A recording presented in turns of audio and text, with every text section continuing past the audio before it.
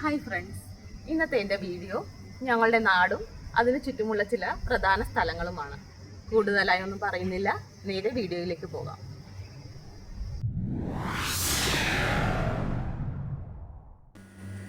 ഈ കാണുന്ന പാലമാണ് മുനമ്പം പാലം.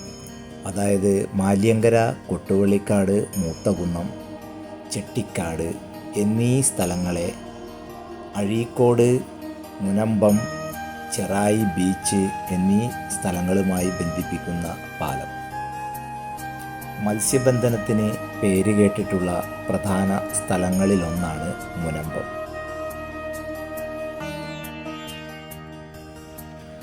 വഖഫ് ഭൂമിയുമായി ബന്ധപ്പെട്ടിട്ടുള്ള പല വാർത്തകളിലും നിറഞ്ഞു നിൽക്കുന്ന ഇന്നത്തെ പ്രധാനപ്പെട്ട ന്യൂസ് ചാനലിലൊക്കെ നമ്മൾ കാണുന്ന ആ ഒരു പ്രദേശം കൂടിയാണ് ഈ മുനമ്പം.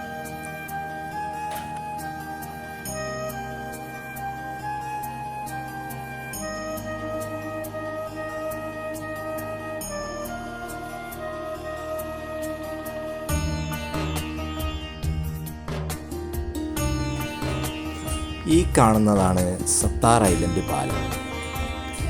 വളരെ ചുരുങ്ങിയ വീടുകളും എണ്ണപ്പെട്ട ആളുകളും താമസിക്കുന്ന ഒരു ദ്വീപാണിത്. യാത്രാ അസൗകര്യവും അതുപോലെ തന്നെ കഴിഞ്ഞ സുനാമിയുടെ വരവോടുകൂടി അവിടെ നിന്നും പല കുടുംബങ്ങളും സുരക്ഷിത സ്ഥാനത്തേക്ക് നീങ്ങിത്തുടങ്ങി. തൽഫലമായി ഗവൺമെൻറ് പദ്ധതി പ്രകാരം കായലോരങ്ങൾ ഇന്നിപ്പോൾ ചിറകെട്ടി വളരെ ഭംഗിയായി സൂക്ഷിക്കുന്നു. സായാഹ്നങ്ങളിൽ ഇവിടെ വന്ന് കാറ്റുകൊള്ളുന്നതിനും ഇരുന്ന് വിശ്രമിക്കുന്നതിനു വേണ്ടി ബെഞ്ചുകൾ സ്ഥാപിച്ചും നടപ്പാതകൾ സ്ഥാപിച്ചും വളരെ മനോഹരമായി ഇന്നിപ്പോൾ ഈ പാതകൾ അലങ്കരിച്ചിരിക്കുന്നു.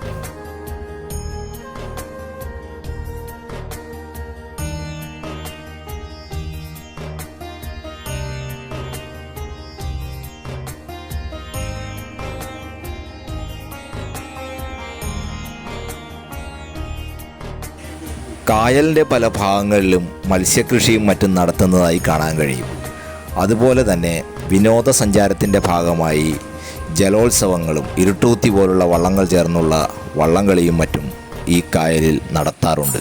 ഇതെല്ലാം ഒത്തുചേർന്നിട്ടുള്ള പ്രകൃതിരമണീയവും സുന്ദരവുമായിട്ടുള്ള ഗ്രാമമാണ് എൻ്റെ ഗ്രാമമായ കൊട്ടുവള്ളിക്കാട് എന്ന ഗ്രാമം.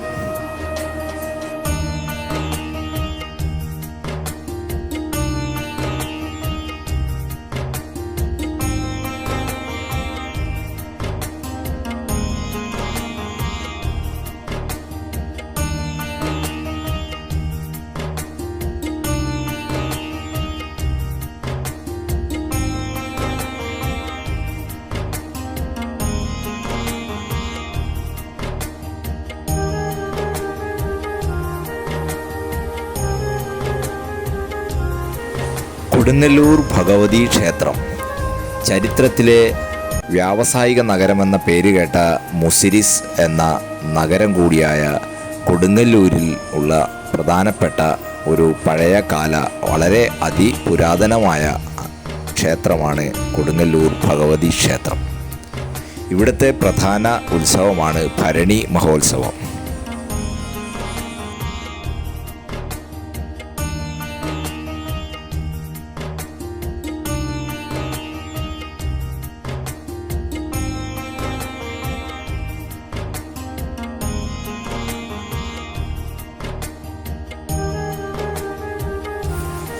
ഭരണി മഹോത്സവം പോലെ തന്നെ പ്രധാനപ്പെട്ട ഉത്സവമാണ് മകരം 1 മുതൽ 4 വരെ നീണ്ടു നിൽക്കുന്ന താലപ്പൊലി ഉത്സവവും കന്നിമാസത്തിൽ നടത്തപ്പെടുന്ന നവരാത്രി ആഘോഷവും.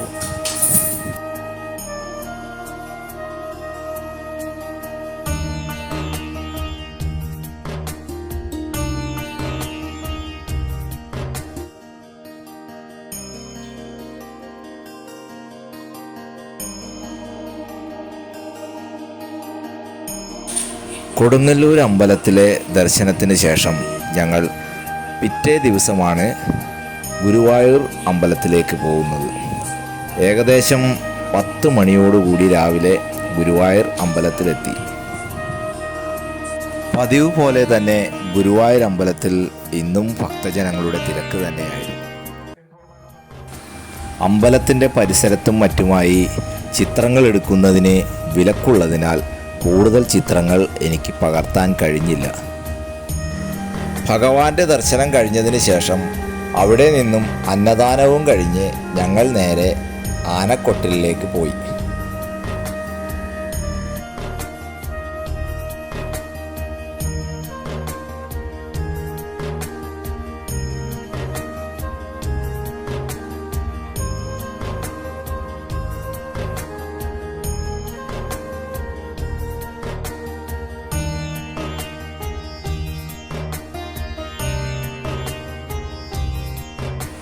ഗുരുവായൂരിൽ നിന്നും ഏകദേശം 3 കിലോമീറ്റർ ആയാണ് ഇത് സ്ഥിതി ചെയ്യുന്നത്. ഇന്ത്യയിലെ ഏറ്റവും വലിയ ആനത്താവളമായാണ് ഇത് കണക്കാക്കപ്പെടുന്നത്. ഗുരുവായൂരപ്പന് ഭക്തന്മാർ നേർച്ചയായി നൽകുന്ന ആനകളാണ് കൂടുതലായും ഇവിടെ ഉള്ളത്.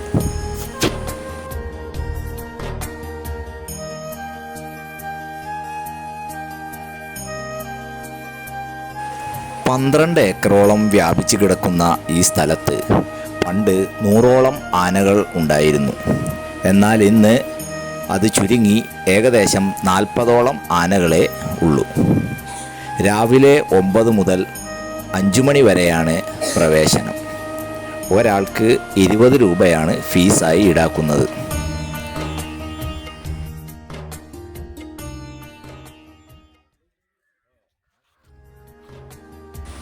ഏകദേശം 1975 കാലഘട്ടത്തിലാണ് ഗുരുവായൂർ ദേവസ്വം ബോർഡ് ഈ ആനക്കോട്ട നിർമ്മിക്കുന്നത്. തുടക്കത്തിൽ 20ഓളം ആനകൾ ഉണ്ടായിരുന്നു. കാലക്രമേണ പല ഭക്തന്മാരും വഴിപാടുകളായി കൊടുത്ത് ആനകളുടെ എണ്ണം കൂടുകയും ചെയ്തു. പ്രശസ്തരായ പലരും അതുപോലെ തമിഴ്നാട് മുഖ്യമന്ത്രിയായ ജയലളിത കൊടുത്ത ആനകളെ വരെ നമുക്കിവിടെ കാണാൻ കഴിയും.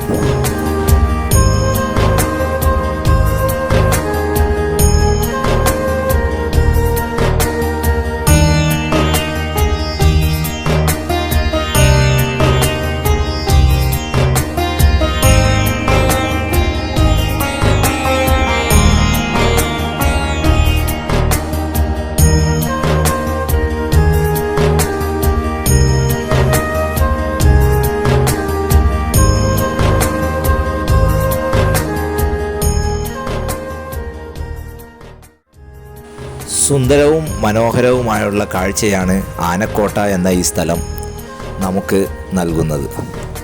ഗുരുവായൂർ അമ്പലം സന്ദർശിക്കുന്ന ഏതൊരാളും തീർച്ചയായും കണ്ടിരിക്കേണ്ട ഒരു പ്രധാനപ്പെട്ട സ്ഥലമാണ് ആനക്കോട്ട അഥവാ കുന്നത്തൂർ കോട്ട.